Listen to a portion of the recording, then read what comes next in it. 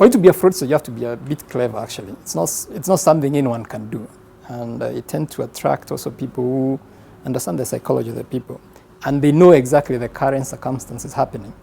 Ideally, what normally happens, sometimes someone calls a customer and then inform them they're calling mostly from Safaricom, but they can use other trusted big organizations, whether they're calling from KCB, they might be say they're calling from Equity, or any other big organization.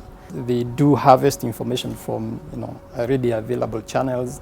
Maybe Truecaller, they check exactly the name your friends have put you on the Truecaller.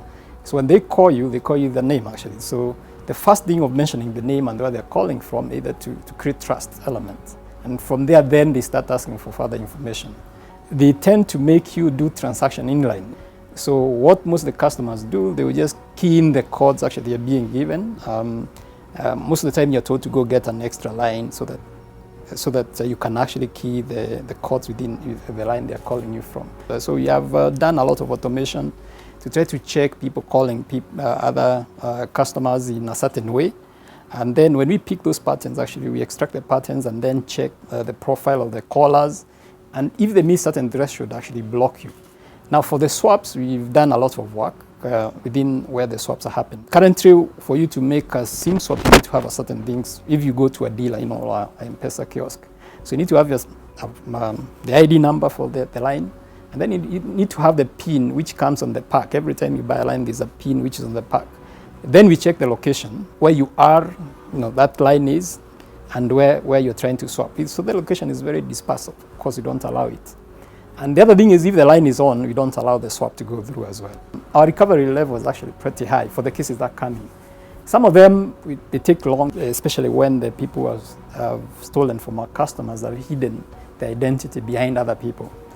But I must say, actually, we eventually do get the fraudsters. Currently, we've started a process which is called an always-on campaign. So using different channels. So we have above the line, which we go on the media, using the radio, TV, and other channels, using other channel, the SMS channel. So when you transact currently with an M-PESA, you see a feedback message. Inside there's embedded message for awareness. So our target is definitely to get the 100% of our customers actually trained. If you set up a new M-PESA till somewhere in the neighborhood, it will be a target for fraudsters actually. So we also want putting them on under kindergarten, where you come in, you're trained for 3 months. So there's a constant messages coming in telling you how to protect yourself for minimum of 3 months. But there's also an ongoing campaign that goes to all the M-PESA agents. Always be careful. If somebody calls you and tell they are coming from Safaricom, for instance, first ask why they're calling. That's the first thing. And the second thing is that knowing the numbers that call you from Safaricom, sometimes it's good to drop the call and verify exactly that call is coming from Safaricom. So for Safaricom, you get from 0722 000. But if the information also being requested look unreasonable, too private, you have the right to drop and call back our call center actually to verify that we are trying to call you.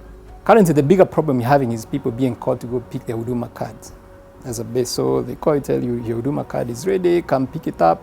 And then the process actually, it creates a bit of trust and then you lose some money. So for the customer, I think the whole thing is just to be always aware that, these things will always be around us. And it doesn't happen to you. It's not if, it's a matter of when it will happen to you. So being in the heightened sense of awareness, knowing actually any call coming in, if it's a strange call, just reflect on it first before you do what you're supposed to, or the person is asking you to do.